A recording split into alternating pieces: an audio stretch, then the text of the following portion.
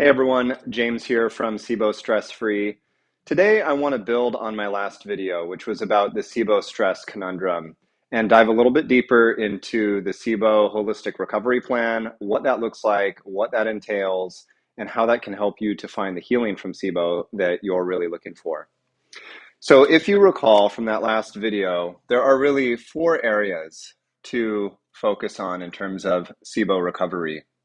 We've got the vagus nerve,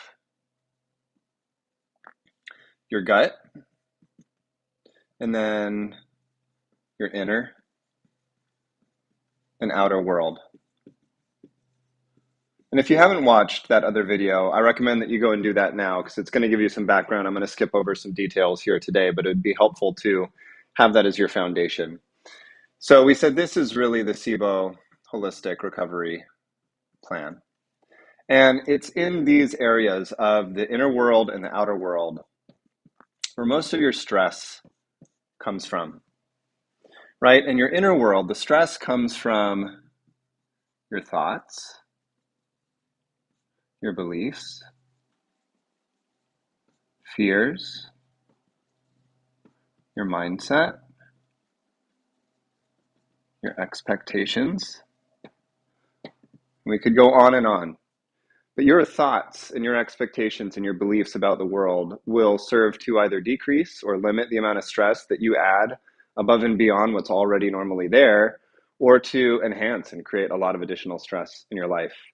And, I find that when I or when other people are in a real chronic stressed situation, yeah, life might be a little bit challenging, but it's oftentimes everything that we're adding to our situation through our inner world that really serves to get that stress level so elevated to the point that it becomes unhealthy.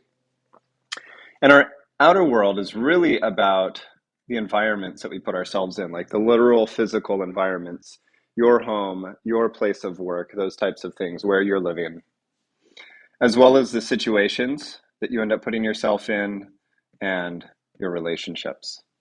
And so your inner world and your outer world can serve to either greatly enhance the amount of stress that you're experiencing on a day-to-day basis or keep it at a pretty moderate level. And this is important because we talked about how your stress impacts your vagus nerve. And we know that if we are able to bring our stress down, it opens up the opportunity to improve the functioning of our vagus nerve and therefore improve our vagal tone. And vagal tone is going to support and enhance our digestion. It's going to support and enhance your motility, and it's going to support and enhance your body's ability to rest and heal. And that's important, right? Because we're talking about healing the gut. So as our vagal tone improves, so does what I just said. Your digestion, your healing, and your natural motility. So when we're talking about this whole SIBO stress conundrum, stress is one of the big areas that we focus on, and specifically stress reduction. So let's talk a little bit about what stress reduction looks like. And for this, I love to use a light switch as an analogy. So if you just imagine, your average light switch here, when it's switched up, that corresponds to activation of your sympathetic nervous system, your fight, flight, and freeze nervous system. That's your stress response. And that when this switch is down, it's activation of your parasympathetic nervous system, which is your rest, digest, and heal nervous system.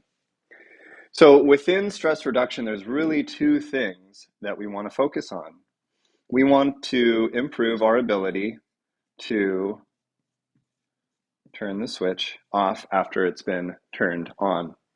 So if we find that we're in a sympathetic state, the fight, flight, or freeze, we want to be able to activate the parasympathetic nervous system and turn that off. So if this is not a real fear in our life, right, we don't want to be shutting down digestion and motility and all of those things. So we want to incorporate in our stress reduction plan PNS activation, intentional relaxation, intentional stimulation of the vagus nerve. The second component of stress reduction is really about decreasing the frequency or the sensitivity of our SNS activation. So when it turns on, we want to be able to turn it off, but then we also want to be able to prevent it from getting turned on all the time. And this is where, we're really talking about emotional triggers. The things that signal to your emotional brain, to your amygdala, that you are in a situation where fear is warranted, right? Something that's scary, something where your existence is really at risk, right? And this is where we get into our inner and outer worlds.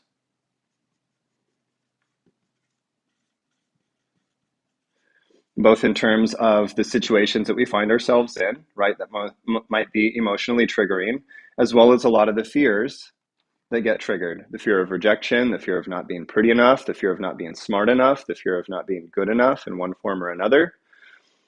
All of those things end up triggering us and triggering our sympathetic nervous system and pushing us out of that rest, digest, and heal. So this kind of gives the lay of the land, and this is the background that you need to really understand what the SIBO Holistic Recovery Plan is. If you go to my website, you can download this, right? It's just a one-page document, and it's going to make more sense after we look at it, this way.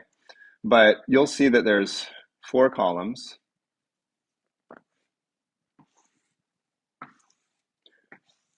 And those correspond to the gut, the vagus nerve, your inner world, and your outer world. And the rows here correspond to things that support healing and things that impair healing. So when we're talking about your gut, you know what we're going to find here, right? We want to enhance our digestion and enhance motility. We want to decrease overgrowth. We want to decrease leaky gut. Decrease, offending food and drink. Decrease any sort of physical obstructions that get in the way of normal digestion. And this isn't all encompassing, right? But this gives you the idea. For the vagus nerve, right, we want to increase parasympathetic nervous system activation. Want to increase vagal tone. Want to decrease SNS activation. Decrease anything that's harming or impairing the function of your vagus nerve. In some cases, that might be, prescriptions or medicines that impact the nerve. So we want to address those. Your inner world is really about enhancing helpful thoughts and helpful emotions, positive emotions, and decreasing unhelpful thoughts and decreasing negative emotions. Put positive here. And then when we get to the outer world, this is really about enhancing soothing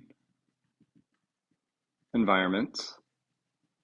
So literally being in a physical space that sets your body and sets your nervous system at ease. We want to have more supportive relationships. We want to have more positivity. We want to have more healthy routines. And what we want less of is just the opposite, as you would expect. Less stressful environments. Noisy, polluted, cluttered, dirty. We want to have fewer toxic relationships. Less negativity and less unhealthy routines. And then down below that, in the middle of the page, you'll actually see the people that are on your team, the people that are helping you to actually heal and to get better. This is where they can help you out. So you've got your doctors and physicians, right? And they are primarily helping you out in the area of gut health. If you're working with a therapist, they are primarily helping you out in the area of your inner world. If you work with a wellness coach,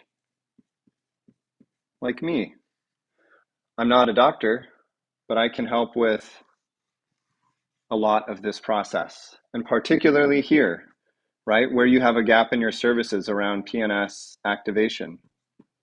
There's a lot that we can do here. And then for your outer world, this is really about making changes, about bringing in things that serve you and getting rid of things that don't serve you, right? That's a great place for coaching to help.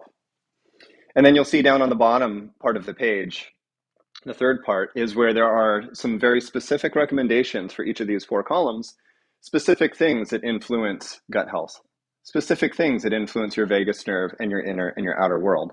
And if you check out my website and go to the resources page, I've got all sorts of stuff there, books and podcasts and apps and tools and articles, things to provide more information about what it really means to dig into this.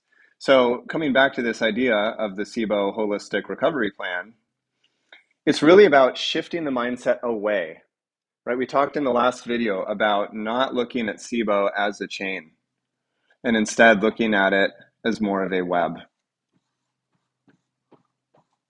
right? And getting away from this thinking that if I break the overgrowth, right? That if I break that overgrowth link, that suddenly everything's going to get better. Moving away from that and seeing this as a connected web where to recover from SIBO, you need to focus on your gut like you have been. But you also need to focus on your vagus nerve, on your inner world, and on your outer world. And again, if you've been stuck, unable to heal from SIBO for years and years, if you're spending 90% of your time focused on the gut, focused on antibiotics, focused on supplements, focused on adjusting your diet, again, those things are all good. But when 90% of your time and energy gets spent here, you're simply not spending any time on those areas. And this is part of the problem, right? This is why it's so difficult for your body to be able to sustain healing and to avoid recurrences in the future. So if you're interested in learning more about what it means to work with someone in these 4 areas, go ahead and shoot me a message. I'd love to talk about that with you. And until next time, if you've got any questions, put them down in the comments below, and I'll see you again soon. All right.